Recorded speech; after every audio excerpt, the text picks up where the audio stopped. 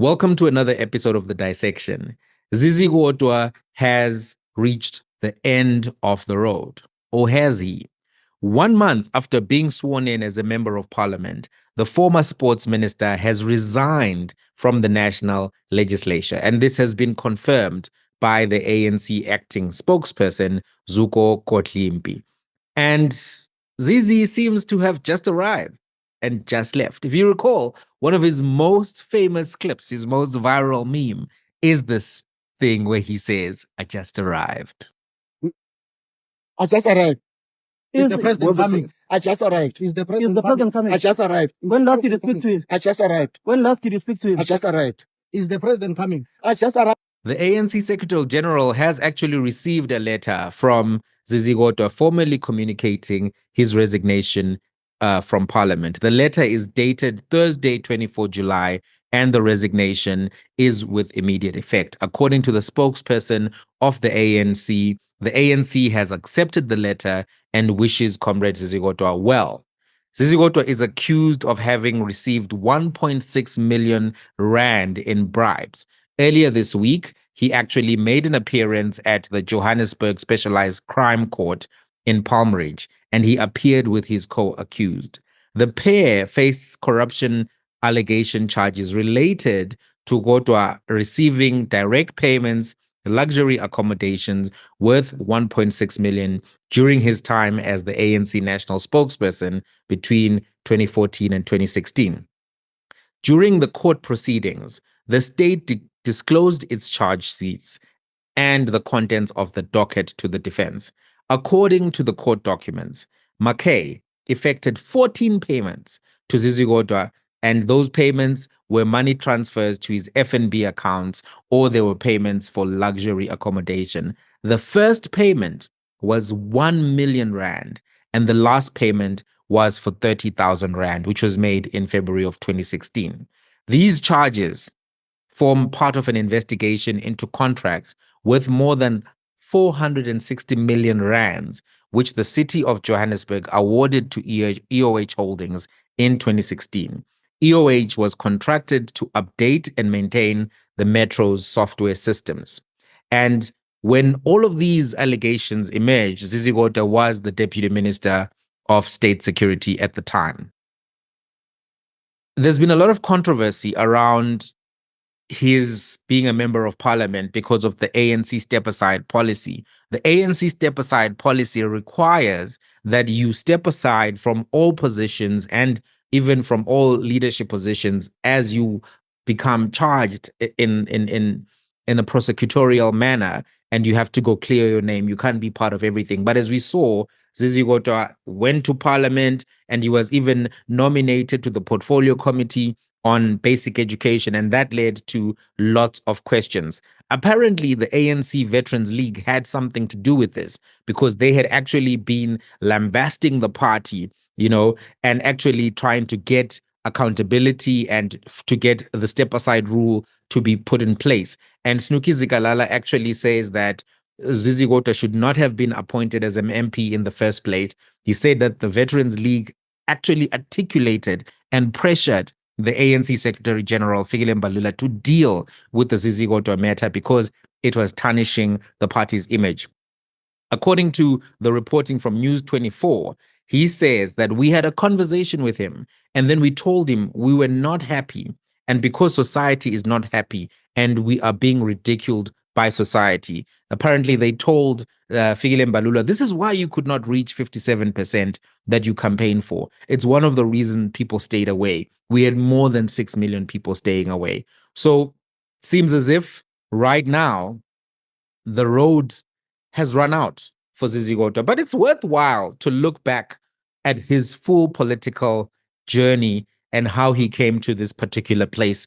I think there's something instructive in looking back. So Zizi Kodwa is currently aged 54. He was born in January of 1970. He has been a member of the ANC National Executive Committee since 2012. He was formerly the national spokesperson of the ANC from 2014 to 2018. And he's considered really to be a communications strategist and specialist, right? You obviously know that he was the Deputy Minister of State Security from 2019 to 2023, and that he was the Minister of Sports, Arts and Culture from 2023 until his resignation in June of 2024 when he was charged. How did he come into the political ranks? How did he rise to prominence? So he's a guy who's coming from the Western Cape. He rose to prominence as the national spokesperson of the ANC Youth League. He held that office during the tenure of the ANC Youth League president, Fikile Mbalula. And both he and Fikile Mbalula were actually very outspoken supporters of Jacob Zuma. After Jacob Zuma was elected as the ANC president, in 2007, Zizi Kodwa was the spokesperson in Zuma's party office. And from 2010 to 2012, he was also Zuma's special advisor on communications in the presidency. After that, for most of Zuma's second term as president, Zizi Kodwa was the ANC national spokesperson, as we've said before, right? So he moved from internal structures of the ANC to the National Assembly in 2019, right? He briefly went to the National Assembly in 2014, but we'll discuss how that actually shifted, right? So from 2018 to 2019, he was briefly the head of the ANC presidential office as well under Cyril Ramaphosa after the removal of Jacob Zuma. He joined the National Assembly in 2019 after the general election and was appointed by Ramaphosa as the Deputy State Minister. He retained the state security position after it was restructured, and he was named the Deputy Minister in the presidency for state security in 2021. And as you know, he was appointed to sports after a cabinet reshuffle. We've spoke about his background a little bit, coming from the Western Cape. He was born in Guguletu, outside of Cape Town in the former Cape Province. He was the youngest of 6 siblings, born to a single mother, Esther Kodwa, who was a domestic worker. He was active in the Congress of the South African Students in his youth, and later as a student at the University of the Western Cape, he joined the South African Students Congress, SASCO, and also served as the president of the SRSC at his university. He graduated from the university with a Bachelor of Arts and honors in development studies. By the time of his graduation, Zizi Kodwa's work in the students' movement had attracted the attention of the ANC Youth League. He rose through the ranks of the league in the Western Cape, working meanwhile as the marketing manager for Denel's pyrotechnics division. And Denel is the state-owned military equipment manufacturer, so to speak. Later, he was recruited to work in a communications role for the ANC Youth League's president, Malusi Kigaba. Under Kigaba's successor, Fikile Mbalula, he was the ANC Youth League's national spokesperson, and he was also elected to the league's national executive committee. So basically, Kigaba brings him in, and he then forms this strong relationship with Fikile Mbalula, and they rise together.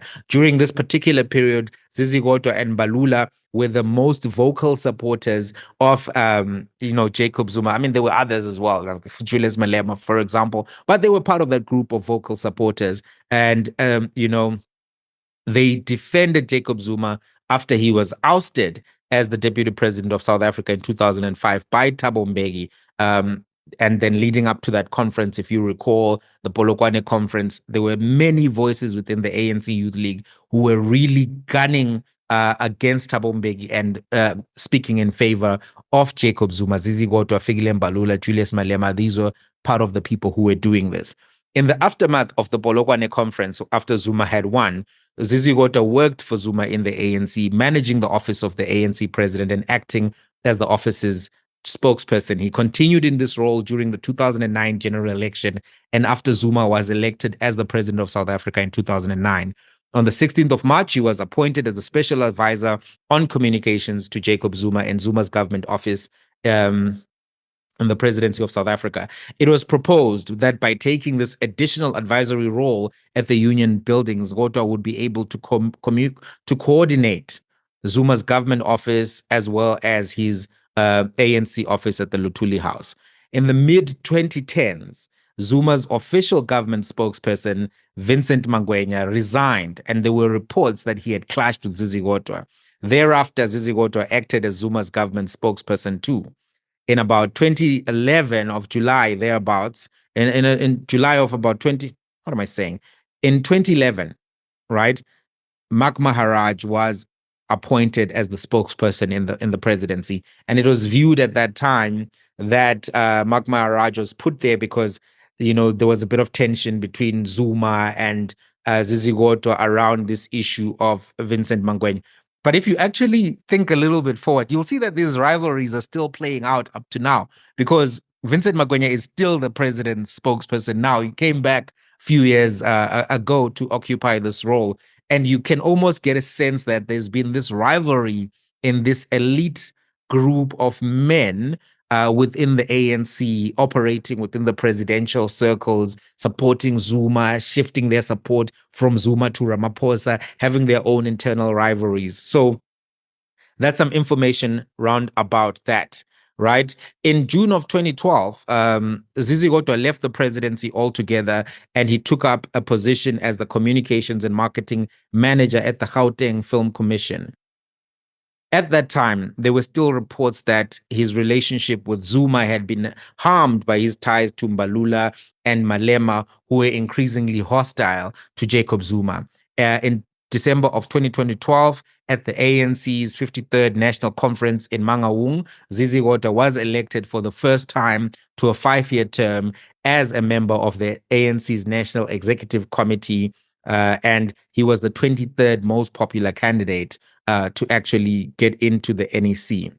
Right? In the 2014 election, Kodwa stood as a candidate for the ANC. He ranked number 22 on the national party list, and he actually gained a seat in the National Assembly. However, in May of 2014, the ANC announced that Kodwa would be replaced by the party's national spokesperson. Sorry, he would be replaced by Jackson Mthembu, and he would become the party national spokesperson. So Jackson Mthembu then went into the National Assembly. What happened was Zizi Kodwa resigned on the 26th of May from his parliamentary seat to work full time for the ANC headquarters at Luthuli House. And apparently he said that, when this thing happened, he learned that you don't make your own decisions in the ANC. So he remained spokesperson while all of this was happening, working under the ANC Secretary General Gwede Mantashe until after the ANC's elective conference, which was held in 2017 at Nasrec.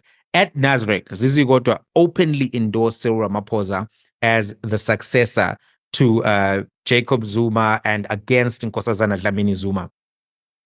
He was re-elected himself to the National Executive Committee. He was actually ranked 8th among the ordinary members elected. So you can see that his stature was rising and his betrayal of the Zuma camp actually worked out for him. In fact, Zizi Kodwa Fikile Mbalula benefited quite a lot from jumping from the Zuma ship. One of the people who didn't benefit as much was Malusi Kikapa because he shifted at the very last minute, and he then didn't have people to protect him from the Zuma camp, but he also didn't have anybody who really trusted him in the Ramaphosa camp. And as you can see, he went to Luthuli House. He kept a low profile for 5 years. He's now back in parliament as a member of parliament, but he was generally in the wilderness for that period of time, right? So this is what has happened. When he was asked about switching alliances from Zuma to Ramaphosa, apparently he's reported to have said, I don't have what is called blind loyalty. I don't worship an individual. I knew that Zuma was not coming back in Nasrec. Then in my mind, I was very clear that we needed somebody who would take over. And then I realized that Matamela is the only person who can take over. He's the kind of leadership that the ANC needs at this current moment, right? After the 54th National Conference, Zizi Kodwa was appointed to the influential National Working Committee and appointed to a full-time position at Luthuli House, this time as the head of the office of the ANC president, and Pule Mabe succeeded him as the national spokesperson. I've discussed before, then 2019 elections happened. He then got a seat in the National Assembly, and then this time he was appointed as Deputy Minister of State Security under Minister Ayanda Dlodlo, right? During that 2021 civil unrest, when he was also the deputy minister, he described that civil unrest as a well-coordinated and planned attack to cripple the state. And some of the other remarks that were made, for instance, Minister Dlodlo did not describe it in that same harsh language, right? So in the aftermath of the 2020 of those particular riots, in 2021, of August 2021, President Ramaphosa restructured state security forces. He took that Ministry of State Security and put it in the presidency. One of the questions which comes around as a result of that is, did this not create a super presidency and give too much power to President Ramaphosa, taking a lot of these things, putting them into the presidency? There's no direct oversight of the presidency. He doesn't fully explain all of his decisions to parliament, but that's a story for another day. So if you recall, Mondli Gungubele was appointed as Minister of State Security in the president, and Zizi Kodwa became his deputy. All this time, as all of this was happening, the Zondo Commission was also happening.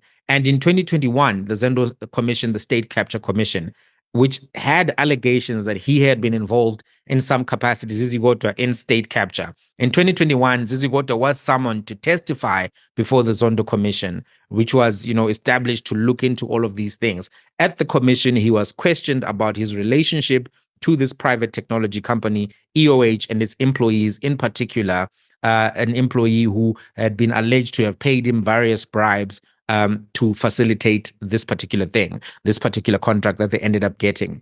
In the final report of the State Capture Commission, which was published in 2022, Zizi Kodwa was recommended as somebody that had to be investigated and that they needed to be looked into further. And obviously this has happened. He has been charged and now he is undergoing a trial.